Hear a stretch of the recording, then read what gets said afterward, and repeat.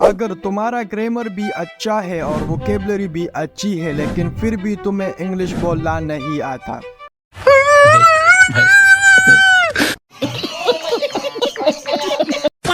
लेकिन समी इसका कोई सोल्यूशन है? हाँ है ना, वो है सेंटेंसेस। सबसे पहले तुम्हें सेंटेंसेस सीखने चाहिए। तो आज इस वीडियो में मैं तुम्हें 30 बेसिक इंग्लिश शॉर्ट सेंटेंसेस सिखाऊंगा। अभी मजा आएगा ना भिड़ो, जिन्हें सीखकर आप अपने स्पोकन इंग्लिश को इम्प्रूव कर सकते हैं और ये सारे सेंटेंसेस आप अपने डेली लाइफ कन्वर्सेशन में भी यूज कर सकते हैं। अगर आप ये सारे सेंटेंसेस सीख लेते हैं तो आपको इंग्लिश बोलने से कोई रोक नहीं पाएगा। तो आपसे एक रिक्वेस्ट है कि इस वीडियो को लास्ट तक देखें क्योंकि ये आपके लिए काफ़ी नॉलेजेबल होने वाली है। और हाँ, अगर चैनल पर नए हैं तो चैनल को ज़रूर सब्सक्राइब करें ताकि सबसे पहले आपको एक नई वीडियो की नोटिफिकेशन मिल सके। So let's begin. हमारा पहला सेंटेंस है होल्ड माई हैंड, मेरा हाथ पकड़ो। होल्ड माई हैंड, होल्ड का मतलब है पकड़ना, माई हैंड यानी मेरा हाथ पकड़ो। लिसन टू मी, मेरी बात सुनो। लिसन टू मी, लिसन का मतलब है सुनना, टू मी यानी मेरी बात सुनो। Listen to me. Don't delay, देर मत करो। डोंट डिले, डिले का मतलब है देर। What should I do now, अब मैं क्या कर सकता हूँ। What should I do now. What can I do now, मैं क्या कर सकता हूँ अब। What can I do now. Why are you doing like this, आप ऐसा क्यों कर रहे हैं। Why are you doing like this, like this का मतलब है ऐसा। No I don't have mind to go outside, नहीं यार आज मेरा घर रहने का मन करता है। फॉर एग्जाम्पल, अगर हमारा दोस्त आ जाता है और वो हमसे कहता है कि चलो बाजार चलते हैं या कोई दूसरी जगह जाते हैं, तो हम उसे कहते हैं कि नहीं आज मुझे घर पर रहना है या मेरा मन करता है कि मैं घर पर रहूं। तो इस सिचुएशन में हम ये सेंटेंस इस्तेमाल करेंगे, no I don't have mind to go outside, नहीं यार आज मेरा घर रहने का मन करता है। If you will go then I will go, अगर तुम जाओगे तो मैं भी जाऊंगा। इफ यू विल गो, अगर तुम जाओगे, देन आई विल गो, तो मैं भी जाऊंगा। कैन इट बी सॉल्व्ड, इसका कोई हल निकल सकता है। Can it be solved, for example जब हम पर कोई मुसीबत आता है, हमें प्रॉब्लम फेस करना पड़ता है, तो हम उसे इस तरह फिर कहते हैं कि इसका कोई हल निकल सकता है क्या, इसका कोई हल है यानी कोई सोल्यूशन है या ये हल हो सकता है। तो अंग्रेजी में ये सेंटेंस कुछ इस तरीके से बोलेंगे, can it be solved. This is out of my mind, ये मामला मेरी समझ से बाहर है। This is out of my mind.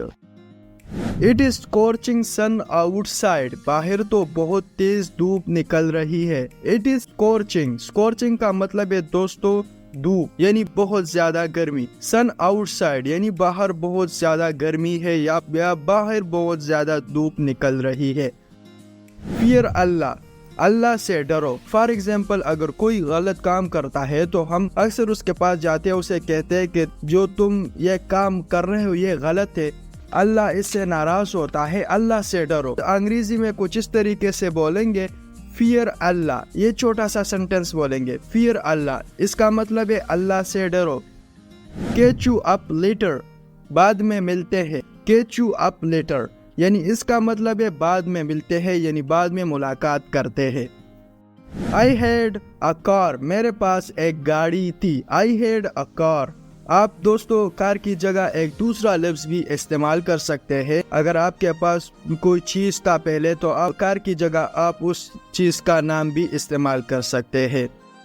I have a word with you, मुझे आपसे एक बात करनी है। I have a word with you, अगर हमें किसी से जरूरी बात करनी हो तो हम उसे अक्सर उर्दू में इस तरीके से बोलते हैं कि रुको मुझे तुमसे एक जरूरी बात करनी है। तो अंग्रेजी में कुछ इस तरीके से बोलेंगे, I have a word with you, यानी इसका मतलब है कि मुझे तुमसे एक बात करनी है। डोंट लाफ, दांत मत दिखाओ। अक्सर हम जब गुस्से में होते हैं तो कोई हमारे ऊपर हंसता है या हमारे सामने हंसता है जो हमें अच्छा नहीं लगता, क्योंकि उस वक्त हम गुस्से में होते हैं, तो फिर हम उसे कहते हैं कि दांत मत दिखाओ। तो अंग्रेजी में इस तरीके से बोलेंगे, don't laugh. It was my compulsion, मेरी मजबूरी थी। अगर हम मजबूरी में एक काम करते हैं, फिर हमसे कोई पूछता है कि तुमने ये काम क्यों किया, तो हम उसे कहते हैं कि मेरी मजबूरी थी, मुझे मजबूरी में ये काम करना पड़ा। तो अंग्रेजी में कुछ इस तरीके से बोलेंगे, it was my compulsion. Compulsion का मतलब है मजबूरी। What is he to you, वो आपका क्या लगता है। अगर हम किसी से पूछे कि वो आपका क्या लगता है, ये जो बंदा आया था ये आपका क्या लगता है, रिश्ते में क्या है, तो अंग्रेजी में कुछ इस तरीके से उससे पूछेंगे, what is he to you, वो आपका क्या लगता है। लीव द रूम, कमरे से चले जाओ। लीव द रूम, अगर हमें किसी को कहना है कि कमरे से चले जाओ, यहाँ से चले जाओ, तो अंग्रेजी में कुछ इस तरीके से बोलेंगे, leave the room. Wash your hands, अपने हाथ धो ले। Wash your hands. For example, अक्सर हम खाना खाते हैं तो खाना खाने से पहले हम अपने हाथ धो लेते हैं, क्योंकि हमारे हाथ में छोटे छोटे बैक्टीरियाज होते हैं जिससे हमें बीमारी होती है। अगर हमें हाथ धोने हो तो हम अंग्रेजी में इस तरीके से बोलेंगे, वॉश यूर हैंड्स, अपने हाथ धो ले। आई एम सेटिस्फाइड, मैं मुतमईन हूँ। मुतमईन का मतलब है यानी मैं राजी हूँ। आई एम सेटिस्फाइड यानी मैं राजी हूँ। या किसी चीज़ से या कोई बंदे से अगर हम राजी होते हैं तो अंग्रेजी में इस तरीके से बोलेंगे, आई एम सेटिस्फाइड यानी मैं राजी हूँ। व्हेन डिड आई से, मैंने कब कहा। व्हेन डिड आई से। आई नोटिस दैट, मैंने उसको देखा। I notice that. I hate you. For example, जब हम किसी से नफरत करते हैं, कोई हमें पसंद नहीं होता, तो हम उसे कहते हैं कि तुम मुझे पसंद नहीं हो, मैं तुमसे नफरत करता हूँ। तो इस जुमले के लिए अंग्रेजी में कुछ इस तरीके से बोलेंगे, आई हेट यू। ये छोटा सा सेंटेंस इस्तेमाल करेंगे अंग्रेजी में जो बहुत आम है, बेसिक है, कॉमन है। आप ये सेंटेंस इस्तेमाल कर सकते हैं, आई हेट यू, इसका मतलब है यानी मैं तुमसे नफरत करता हूँ। आई होप सो, मुझे उम्मीद है। होप का मतलब है उम्मीद। I hope so. Get well soon, जल्दी ठीक हो जाओ। Get well soon. I found it, मुझे ये मिला। I found it. He slapped me, इसने मुझे थप्पड़ मारा। स्लेप्ड का मतलब है थप्पड़। आई थिंक सो, मेरा ख्याल है। I think so. What's big deal, मसला क्या है। What's big deal. Nothing is okay, कुछ भी ठीक नहीं है। नथिंग इज ओके, नथिंग का मतलब है कुछ भी, इज ओके यानी ठीक नहीं है। नथिंग इज ओके, कुछ भी ठीक नहीं है। जस्ट गेट बैक, वापस आओ। अगर हमें किसी को बुलाना है कि वापस आओ, इधर आओ, तो इसके लिए अंग्रेजी में ये सेंटेंस इस्तेमाल करेंगे, जस्ट गेट बैक, वापस आओ। कीप इट हियर, ये वहाँ रख दे। कीप इट हियर, अगर आपको किसी को बोलना है कि ये चीज़ वहाँ रख दे, तो अंग्रेजी में इस तरीके से बोलेंगे, कीप इट हियर, ये वहाँ रख दे। हाउ डे यू, तुम्हारी इतनी हिम्मत। How day you. Mark my words, लिख लो मेरी बात। मार्क माई वर्ड्स, अगर कोई बात बहुत ज़्यादा ज़रूरी हो, अक्सर हम उर्दू में दूसरे बंदे को कहते हैं कि मेरी ये बात लिख लो, ये बहुत ज़्यादा ज़रूरी है, तो अंग्रेजी में इस तरह बोलेंगे, मार्क माई वर्ड्स, लिख लो मेरी बात।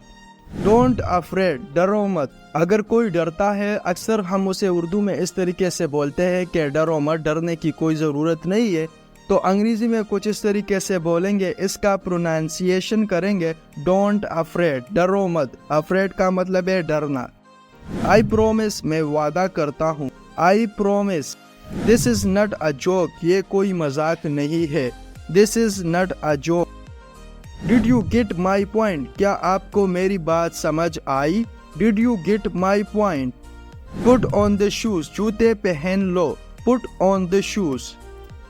Stand and the line, stand and the line, कतार में खड़े हो जाओ। अगर कोई कतार से इधर उधर होता है तो हम उसे कहते हैं कि कतार में खड़े हो जाओ, तो अंग्रेजी में कुछ इस तरीके से बोलेंगे, stand and the line. You are of no use, तुम किसी काम के नहीं हो।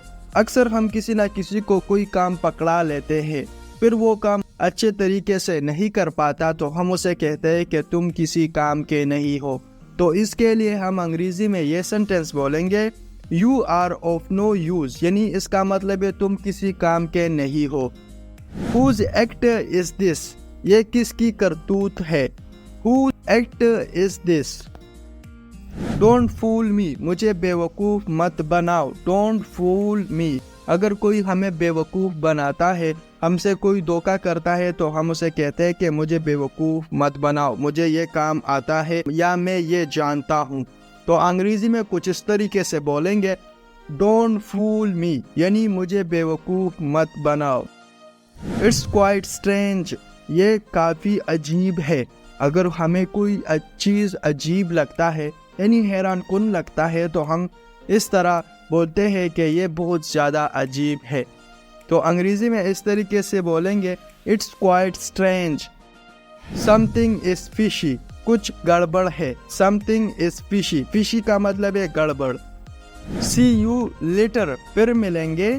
सी यू लेटर। ओके, तुमने तो ये सारे सेंटेंसेस सीख लिए, लेकिन तुम्हें पता नहीं है कि गुस्से के वक्त वो कौन से सेंटेंसेस है जो हमें बोलने चाहिए। अगर तुम ये सारे सेंटेंसेस सीखना चाहते हो तो तुम मेरी इस वीडियो पर क्लिक कर सकते हो।